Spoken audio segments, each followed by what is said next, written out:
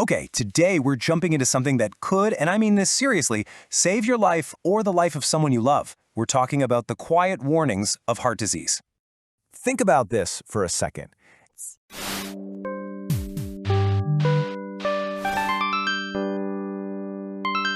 Every 33 seconds, right now, as you're listening to this, someone in the United States dies from cardiovascular disease. That number is just staggering. But here's the real gut punch. It's not just the disease. It's that for so many of these people, their own bodies were screaming for help for months. They were sending out alarms that just got brushed off, explained away, or totally misunderstood. Yeah, heart disease is the #1 killer on the planet, but it doesn't just show up one day out of the blue. Let's dig into how this thing actually gets started. You've got to think of it like a problem that builds up over a long time. Maybe for years your arteries have been slowly narrowing, or your heart muscle's been getting weaker. A heart attack isn't the beginning. It's usually the final dramatic act of a really long process. And all along the way, your body's dropping these little clues, right? Clues that we almost always blame on something else, like, oh, I'm just stressed, or, well, I'm just getting older. And look, this isn't just us talking. This info comes straight from the top. We're talking the CDC, the American Heart Association. They all confirm it. This is the biggest killer for both men and women, and they all agree on one critical thing. Simply knowing these signs, well, that can be the difference between life and death. It really can. All right, let's start with the big one, the one everybody thinks they know, chest pain. But I'm telling you, what you see in the movies is almost never how it actually feels. This right here really breaks down that myth. We're all programmed to expect this sudden, intense, clutch the chest and fall over moment, but the reality is usually way more subtle. It's often a feeling of pressure, or squeezing, or just fullness in the chest that might even come and go. People often describe it like an elephant is sitting on them.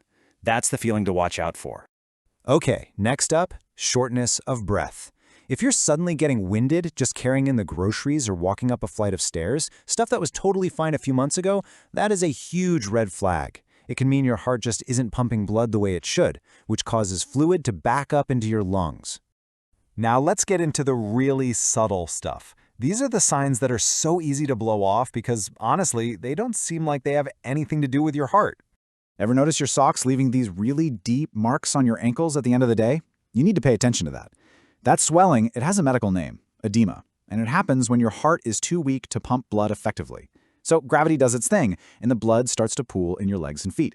It's a textbook warning sign of heart failure. And I'm not talking about feeling tired after a long week. No, this is a deep, just crushing exhaustion that a good night's sleep doesn't even touch.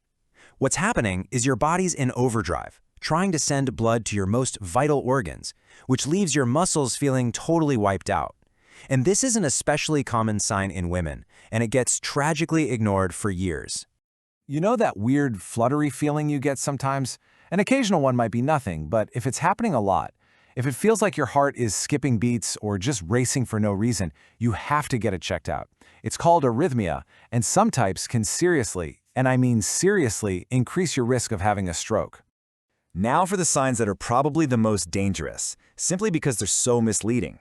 They trick us into waiting, and that delay can be fatal.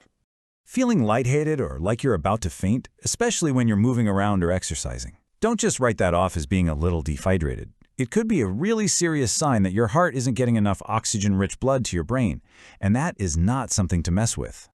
This brings us to something called referred pain. It's fascinating, really. Basically, the nerves coming from your heart share the same pathways with nerves from other parts of your body. So when your heart sends a distress signal, the brain gets it, but it gets the location all wrong. It's like the wiring gets crossed. This is exactly why someone having a heart attack might feel all the pain in their jaw, or their arm, or their back, and tragically end up calling their dentist instead of 911. So, we've walked through the science, but just knowing this stuff isn't enough, right? Action is everything. And this next part, this is the most important part of this whole explainer. Just look at these two words, treatable or deadly. The difference between those two outcomes often boils down to a single choice. The medical treatments we have today are incredible, but they can't work if you don't give them a chance. Ignoring these signs, that closes the window of opportunity, sometimes for good. So here it is, the bottom line. Don't guess, get checked. Stop trying to self-diagnose on the internet or telling yourself it's probably nothing. If any of this sounds even remotely familiar, please let a doctor figure it out. It is the single best thing you can do for yourself. So I want to leave you with this one question to really think about. Is your body trying to warn you? Now that you know the language it speaks, listen to it. Don't ignore the message.